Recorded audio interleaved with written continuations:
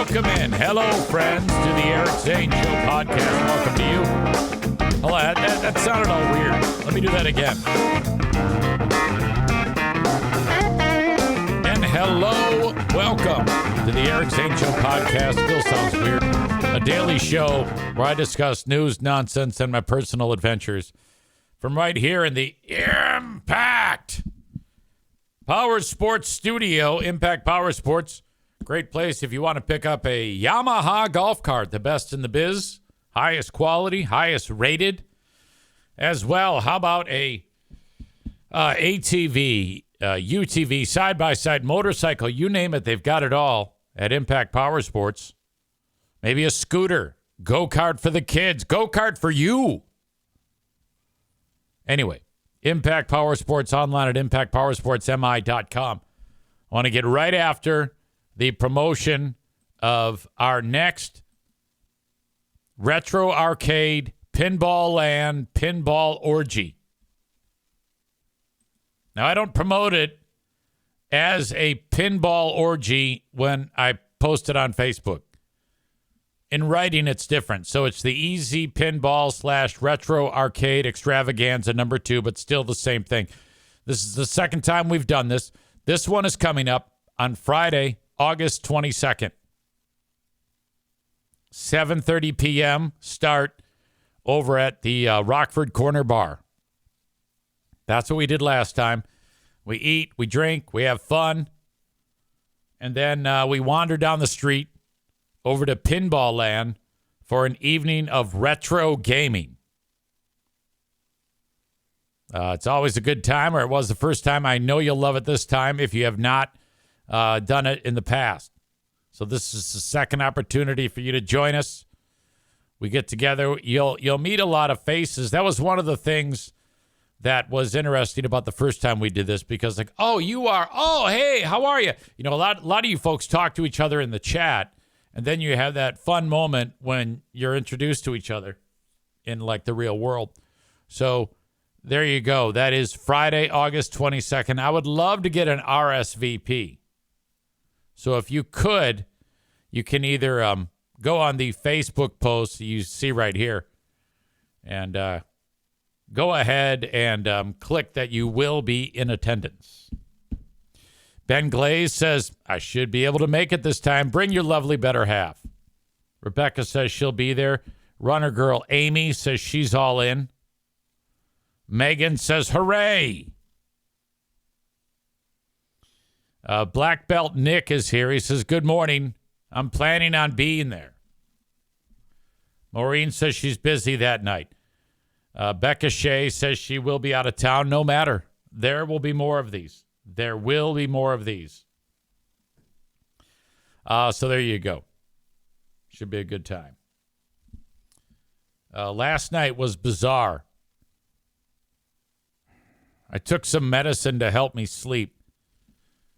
Every once in a while I'll do that. I'm like an anxious, nervous Nelly, and I take an emergency pill. Not sure what it is. It's some crazy shit that knocks me out, but it does weird things to my system. Case in point, last night. Pooh Bear is going, are you okay? I guess what had happened was I was sound asleep, and then I sat up, bolt upright, Exorcist style. And then I turned, so I was sitting on the edge of the bed, looking out the window. Pooh Bear says, I look left, I look right, I started muttering something. And then I do actually remember being at that point. And, oh, my God. She goes, are you okay? I go, yeah, I'm fine. I'm fine. I don't know. It might have to do with watching these Mr. Ballin stories. If you follow Mr. Ballin, so it's all one word, MRBALLEN. He's this dude that his hat's on backwards, and he basically he'll read something like a spooky story off Wikipedia or some folklore or whatever, and then he'll tell you the story in his own words. He gets it down where he just kind of like rattles it off. And he's pretty damn good at it. Alien abduction, spooks and creeps in the house. There was one about some kid in the wall. I don't know if you saw this one. Like the kids and dad are grief-stricken because mom died. So dad's at work. This is, well after the funeral. And the two young girls decide they want to communicate with mom. So they go downstairs into the basement. They got a Ouija board. And Mom, are you there? Mom, are you there? And nothing. So they go upstairs. And then, they're waiting in the house, just kind of like hanging out. And the moment has passed. And they hear knocking. Like, what the fuck is that? Maybe that's mom. Maybe she was like late to the party. That's the spirit of mom. So then they scream downstairs to the basement, Mom, is that you? And then they hear knocking. So they're like, holy shit, it's mom. And then they notice that the knocking was coming all around the house. Different points. Now, I don't want to go ahead and try to remember everything. But I guess some sick fuck had somehow found his way into the house, and he punched a hole in one of the walls. And even though it was only like, a foot wide between like the bricks on the outside of the house and the plaster or the drywall, this fucker is in the goddamn walls terrorizing this family. They finally figure it out. And then, like, when they're all in bed, he's, like, hanging out in the house. No shit. And this went on for months. And he was, like, fucking with them because he knew they were trying to talk to mom through the Ouija board. Anyway, the guy gets busted and caught, and he bonds out of jail. And then while he's out on bond, he murders a family. Spoiler alert. True story. Mr. Ballin, Mrballen, guy in walls. You probably won't care to watch that one because I already revealed it to you, but it was fucking creepy as shit. Murder lover Linda talking about pinball orgy number 2. Linda's going to be watching her grandson. She says, I don't think he could handle it. He'd be running around like crazy. No, yeah, I wouldn't allow you in. If you showed up there with a child that age, I would say, no, this is not for you. Get out. She says, I don't want to cramp everyone's fuck style by bringing a child, though he's heard me say it plenty of times during football games. Hold on. Hello? Hello? Yeah, Q100. Hello? Oh. What the fuck was that? Hold on a second. I'll call him back. I think it might be somebody thinking that they're calling Q100. This hasn't happened in a long time. Okay, she's not going to pick it up. She's like, hello? Mrs. Neifel? Yeah, who's that? All right. Well, that would have been fun. All right, so. No, you can't bring a kid, for God's sake. All right. Let us get into the Fatathon. And by the way, we do have a radio station staff meeting to take care of. And in 39 minutes, so stand by. Hang on, I got to get a drink. I'm dying of thirst.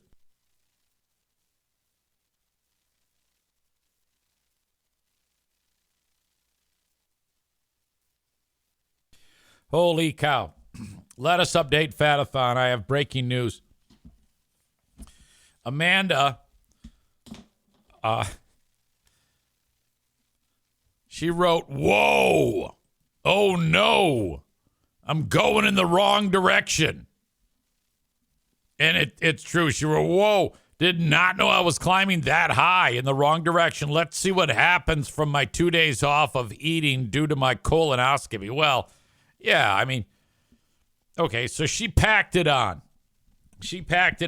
I mean, last week, we're looking at, she gained 3.4 last week to put her at 0.9 over. Like, she'd been at it for 5 weeks last week, and she had gained weight. She gained back everything she had lost, and then some. This week, even worse, she gained 4.6 pounds. That means that Amanda, from last week, in 2 weeks, has gained 4.6 plus 3.4 is 8 pounds. Oh, boy. So that means she is at a whopping 307.2. Okay. And now total weight loss is 5.5 pounds gained in 6 weeks. She is packing on the pounds. Okay, so that is... All right, you're doing something fucked up here. You all you're doing at this point is you're just eating like crazy, not moving, and then getting on the scale each week and looking at the bad news. You've got to get back to basics, and you got to really establish yourself as being committed to it on a day-by-day basis. Count your calories. All right? Count your calories. Keep it at a deficit. Even if it's just a little bit, keep it at a deficit. Move. Call it a day. Try to do it again the next day. And then repeat. And then after 7 days, the scale will be less. That's what you need to do. Or you're going to continue to pack on the pounds, and we're going to talk about you getting larger. All right, that is the biggest weight gain we have had in the year that we have been doing Fatathon, nearly a year. That is 4.6 additional pounds of blubber. All right, so that's it. Good news. You know where you're at. And you got this opportunity here with this colonoscopy. I suggest you not really hang your hat on the colonoscopy. You got to be in it for the long haul here, because colonoscopy doesn't count, because anything you lose is going to be gained right back. Let's focus on the basics here, Amanda, in order for you to have some success. Nick says it's like a bear preparing to hibernate. Okay, yes, that's outstanding. Alan says that's a great joke, Nick.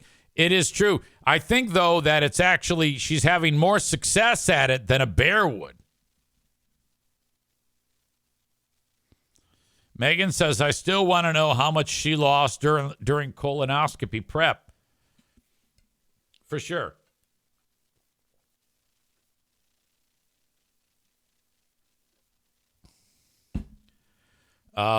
Megan, about our pinball orgy. Adam brought a kid. Make sure kids sit by Stevie. Yeah. Adam's kid is much older, though, than murder lover Linda's grandson. Okay, Amanda, you got your work cut out for you. We got to, at least, can you just flip the script on us so that we stop seeing you get larger?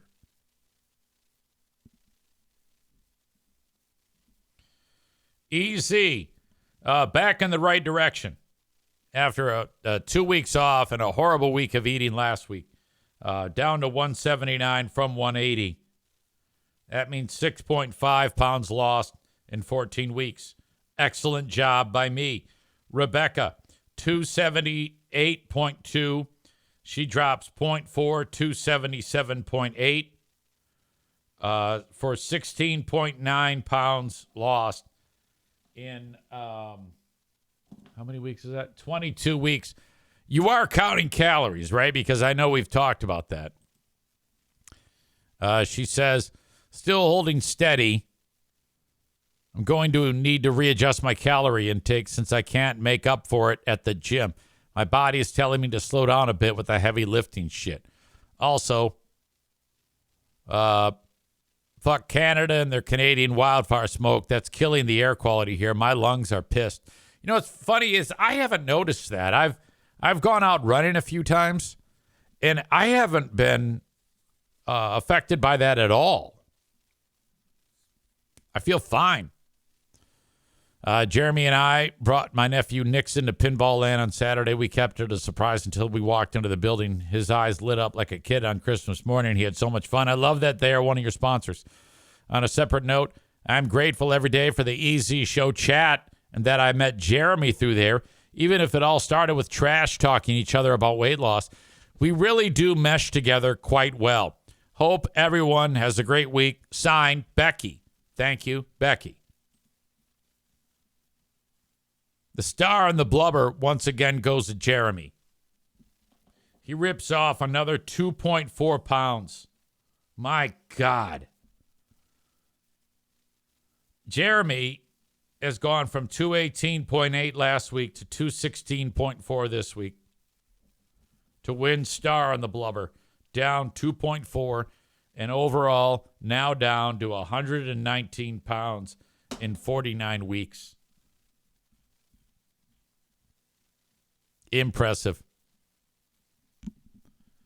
I showed, he says, we were hanging out with Becky's, with her sister, brother-in-law, and their son. I showed them pics I sent you last week of me on my motorcycle compared to now with the same clothes on.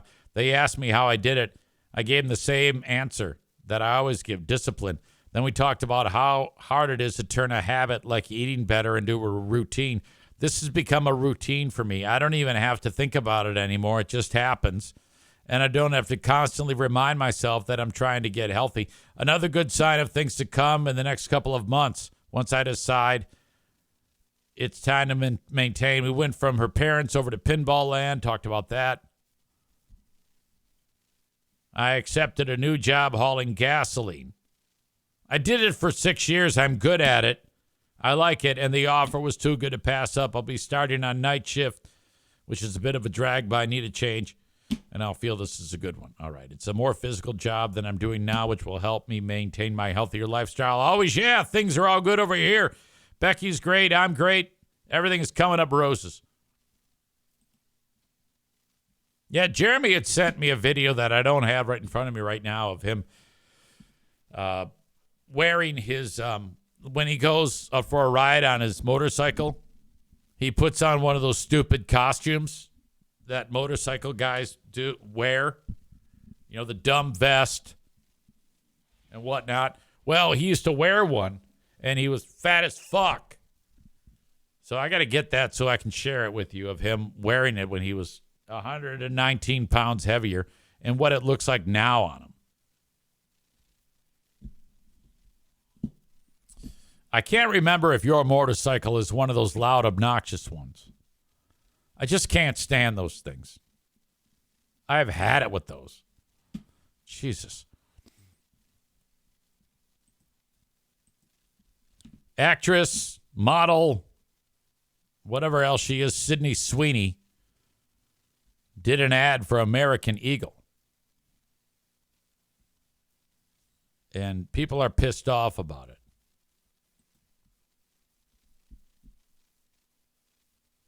Let's take a look at the ad and see what we can figure out is the problem here. I'm not here to tell you to buy American Eagle jeans. And I definitely won't say that they're the most comfortable jeans I've ever worn. Or that they make your butt look amazing. Why would I need to do that? But if you said that you want to buy the jeans, I'm not going to stop you. But just so we're clear, this is not me telling you to buy American Eagle jeans. Sydney Sweeney, has very keen. You see what I did there, right? Okay. Now, I'm not smart enough to figure out what the fuck is going on there. But every time you turn around, somebody's pissed off. This ex-teacher roasted after claiming she was traumatized by the Sydney Sweeney ad. I'm guessing that because it's an attractive woman. But if you said that you want to buy... Doing attractive girl shit, selling stuff, you know, boobies hanging out, whatever. I don't know. That's a tale as old as time. An ex-New Jersey teacher turned lifestyle influencer is getting roasted online for turning Sydney Sweeney's American Eagle ad into a therapy session with a post claiming she feels unattractive because of her skin color, and a repost of it calling her a professional victim went viral.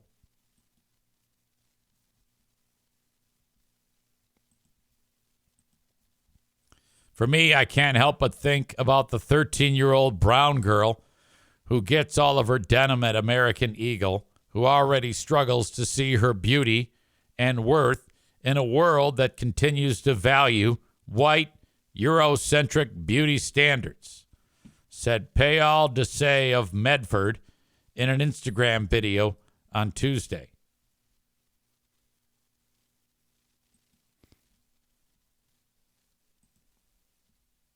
I need to see the ad. I mean, I need to see what this lady said to get more of a handle on it. And I'm not logged into Instagram, so hopefully this will work. Of course not.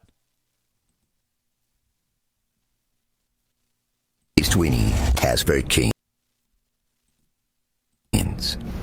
I really wasn't going to weigh in on this, but here we go. It is so difficult to grow up as a person of color, specifically a woman, and view yourself as beautiful in any sense of the word growing up in this country. I remember growing up I don't know what she's bitching about. She's beautiful too. In a predominantly white community, wishing myself out of this body, out of this culture, take my name, if it meant that I could wake up blonde-haired and blue-eyed, never having to explain who I am or worry about being accepted. That is why this American Eagle ad with Sydney Sweeney is especially off-putting. There's a lot of rhetoric right now online about the political ideologies that this represents, and I don't discount that, but for me, I can't help but think about the 13-year-old brown girl who gets all of her denim at American Eagle, who already struggles to see her beauty and worth in a... No, the 13-year-old girl is like, all right, well, that means I got to get some fake titties. ...world that continues to value white, Eurocentric beauty standards, which I naively thought by this point we would have moved the needle on. And this girl is now wishing she too could wake up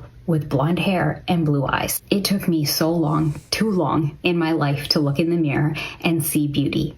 And I hate that continues to be a shared experience for young brown girls in this country. You're not even brown. I'm darker than you. My jeans are blue.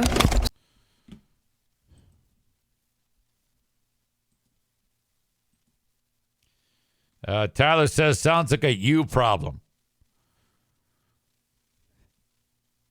Matt says, the woke fucks canceled Aunt Jemima, or it would have been a 400-pound black trans lady in the ad.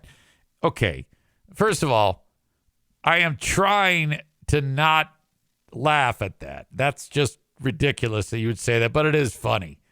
I hate that you assholes have ruined the word woke. Woke was supposed to be a good thing, God damn it. Murder Lover Linda says, I've never wanted to be blonde-haired and blue-eyed. Get over it. Yeah, not everybody who sees an ad like that is so insecure that they oh, I've got to be like her. Nobody. That's a rare thing. She's trying to sell some jeans. It's outstanding. And if you're American Eagle, again, I've talked about this a billion times. And if an ad like this comes out, and then somebody makes a big deal about something, like that chick, that's great for American Eagle. You want that type of traction. Jeremy says, hear me out. Is it possible that her great genes are talking about her giant titties and perfect poop cutter and not her blonde hair and blue eyes?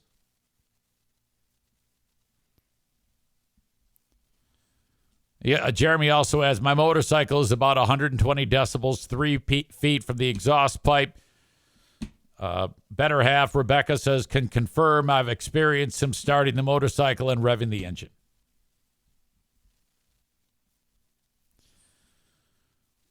Black Belt Nick says, with her being blonde hair, blue eyes, the play on word genes is being labeled as Nazi propaganda.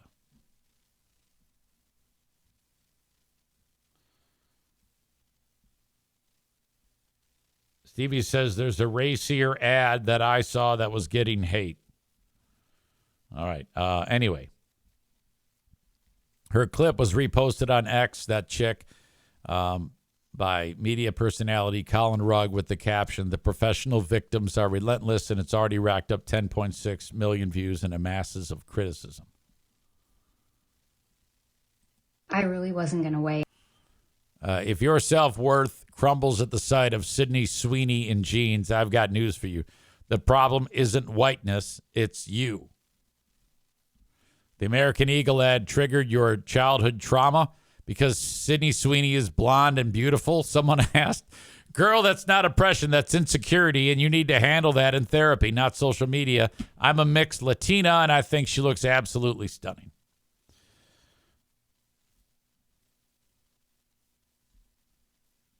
"39-year-old Desai, whose parents are from India, grew up in Allentown, Pennsylvania. In her reactionary post, which garnered 284,000 views on her Instagram page and over 88,000 on her TikTok handle, she spoke about her difficulty finding herself pretty in her predominantly white community." Yeah, I don't know why she's struggling to find beauty in herself. I thought that she was very pretty. Come on now. This is not the first time that Desai, a former 8th grade teacher who left her job to pursue full-time content creating, has gone viral. In 2023, Desai amassed millions of views for her series on TikTok dubbed No Dusty Sons, where she teaches her 2 young boys lessons that will one day benefit their future partners.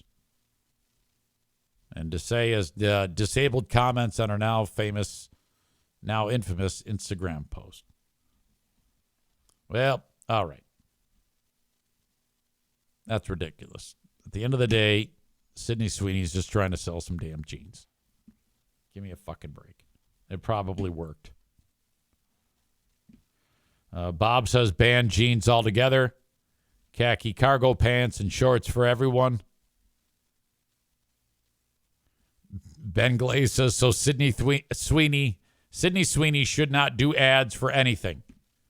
Maybe she shouldn't act either. Maureen says, I just Googled American Eagle. There are Asian models and models of color. I don't see what the problem is. Rebecca makes a great point, which I didn't touch on. The Sydney Sweeney ad is bad based on her vocal fry. Yeah, she's trying to sound hot. I hate that. God, is that a drag. Stand by.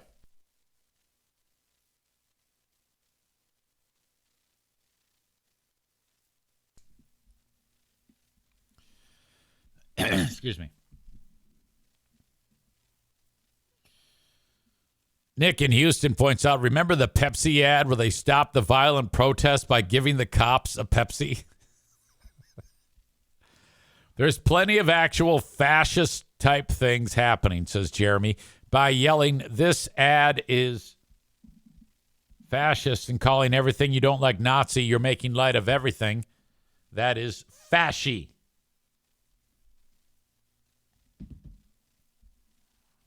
All right. Tyler says she's hot enough that I can overcome the vocal fry. It seems like everything she does, people have a hard time with. The Rolling Stones did a video for their song Angry last year, and it's Sydney Sweeney is in the ad, or not in the ad, in the video. And she dressed pretty provocatively, and people were bitching at the Rolling Stones about it. Said, "Oh my God, how could you possibly do this to her?" And she said, "Fuck you. I picked out my own wardrobe." When it came time to do that video, there was a vast selection of things I could have chosen to wear. I chose what I wore because it made me look the hottest. At the end of the day, there are people that exist that their bodies are great for selling things. It could be a dude, could be a chick. And if they want to dress in whatever they want to dress in order to move the needle and get some attention for whatever it is they're selling, fuck it. Who gives a shit? That's how they earn their living. It's no different than anybody who earns their living as being an athlete or any other type of fashion model. It makes no difference. So fuck off.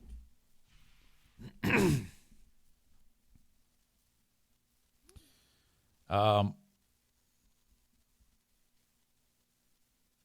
right. That's all I got on that.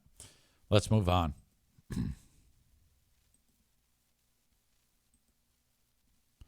Sophie Cunningham is sick and tired of dodging dildos during WNBA games. It's happened twice now. This is the latest moment that someone threw a dildo on the court.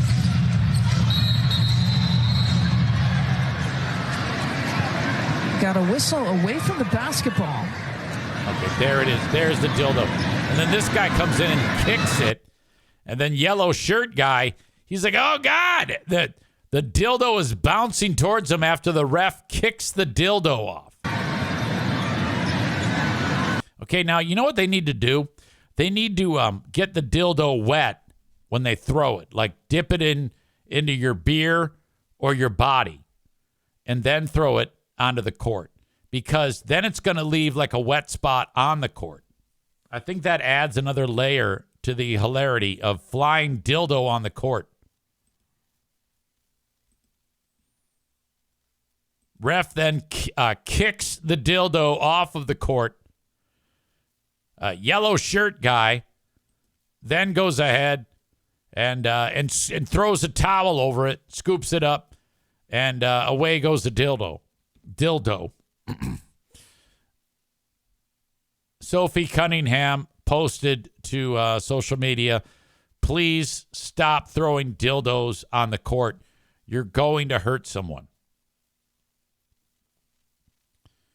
And I think if you throw the dildo to where the gameplay is, like if it's on the end of the court that they're actually playing, she's right. You can roll your ankle on a dildo. Can you imagine if you broke your ankle on a dildo and that was like the end of your season? So she's 100% right.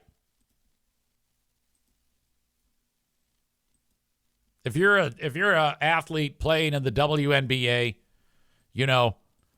and you're paid your $80,000 a year to be the star of the league, and you break your ankle on a dildo, you are never going to hear the end of it.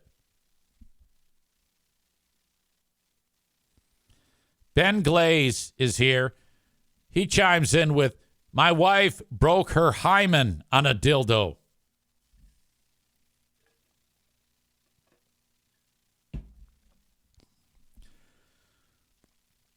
Matt says they're going to be pissed when they pay a guy 8 times their salary for picking up dildos.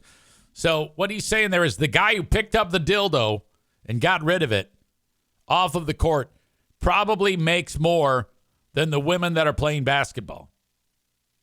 So guy dildo picker-upper earning more than the actual athletes.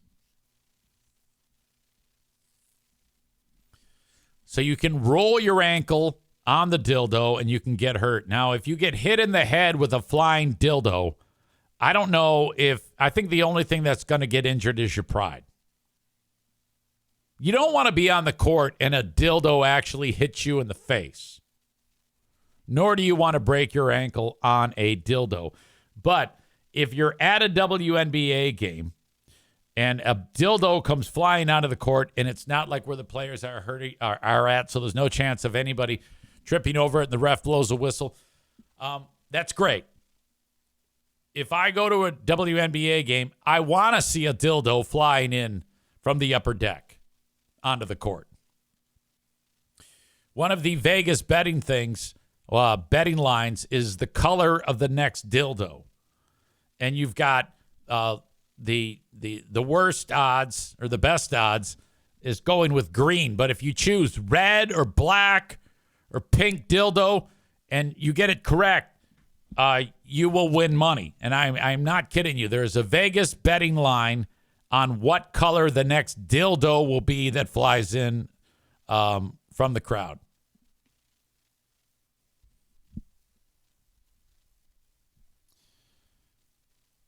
Rebecca says, I want to see it laying on the court upright and suction cupped to the floor.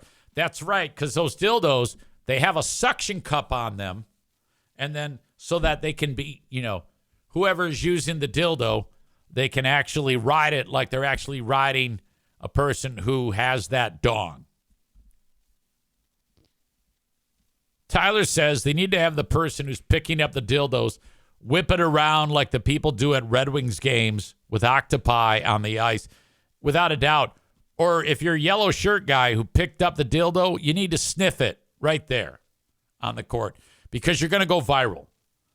If they catch you sniffing a dildo that flew in off the, because probably that dildo has not actually been inside of a person. But maybe it has. I don't know.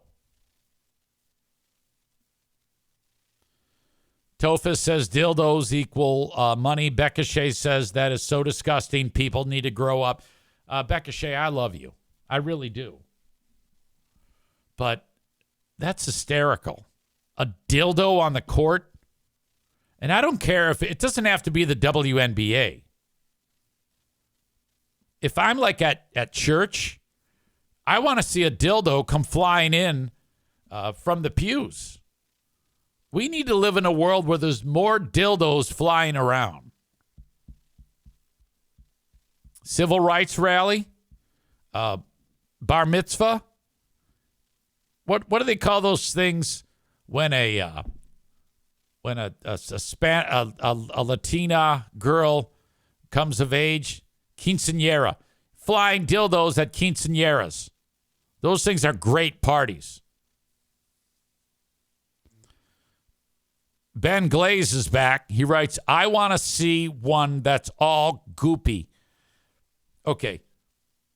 Describing a dildo as goopy is pretty graphic, I have to admit.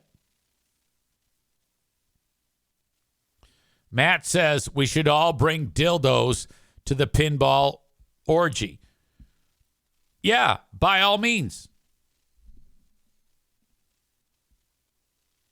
Rebecca says only if they're still in the manufacturer packaging. No, I don't know. I want them all to stink.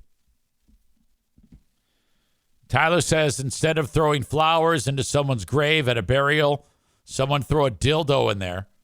Yeah, shoot video of that. We got to do that. The next person in my family who dies is getting a dildo.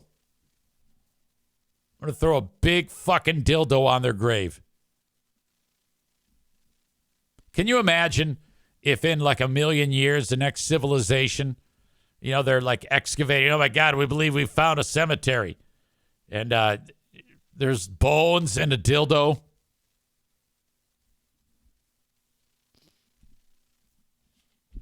All right, so congrats to the WNBA. Hopefully no one will be hurt, but I hope that they expand the dildo throwing to soccer games, football games, and whatnot. All right. Thanks to the sponsors that help make this show possible. Today, I'm saluting Kuiper Tree Care. They are in West Michigan, and if you have a tree down, they can clean it up for you. Maybe you want a tree removed. It's past its prime, as they say. 616-828-8225. stump grinding, tree risk assessment with their 3 certified arborists, tree pruning. They do it all. 616-828-8225. That number again, 616-828-8225 for Kuiper Tree Care. Oakland Auto Detail. Follow them on Facebook. Just search out Oakland Auto Detail and like and follow them. Please do that. You can call or text 616-510-3470. So you're sitting there in your car. It looks like shit. There's dirt and debris and all the spots that you don't like. You don't have time to get it done. Have an inside-outside car cleaning. Now, based on what you want, you'll be spending money at different price points. So let's say you want to get it clean, but you don't want the ceramic coating put on it. It's going to cost you a lot less than if you get the ceramic coating put on it. I had that done, and that I didn't even know what that means. I go, look, when I hear a ceramic, I think a tile. And he goes, well, it's durable like that. What I'm doing is I'm applying this material, and then I'm putting a light on the vehicle, and the ceramic material is bonding with the paint, and you have an unbelievable protective coat on your paint. All those little scratches that get built up over time from washing your car the conventional way, those are going to disappear. And everything top to bottom, your car will look as good as new when you reach out to Oakland Auto Detail, 616-510-3470. That's 616-510-3470. Follow them on Facebook. They're a fun follow on Facebook if you like the types of videos, short, but giving you an idea of the work that they do with before and after. You know how it is. Like you see the car getting clean. You're like, oh, my God, it's so satisfying. I love that. That's what you're going to find. 616-510-3470 for Oakland Auto Detail. Frank Fuss from MyPolicyShop.com. If you need health insurance, like you're in between jobs, perhaps your employer doesn't offer insurance, or you're self-employed, or maybe your insurance is just too expensive, reach out to Frank at buyinsurancehere.com. I was just talking with Jeremy, who's lost 119 pounds now. And he's going to be calling upon Frank because his insurance benefits don't kick in right away. He's going to need some gap insurance. Frank can help. Buyinsurancehere.com. That is buyinsurancehere.com. It is time for the staff meeting. I'll be doing that, and then I'll be back with the second half of this show. Thank you, folks. Talk to you a little bit later. And have a good one. Bye-bye.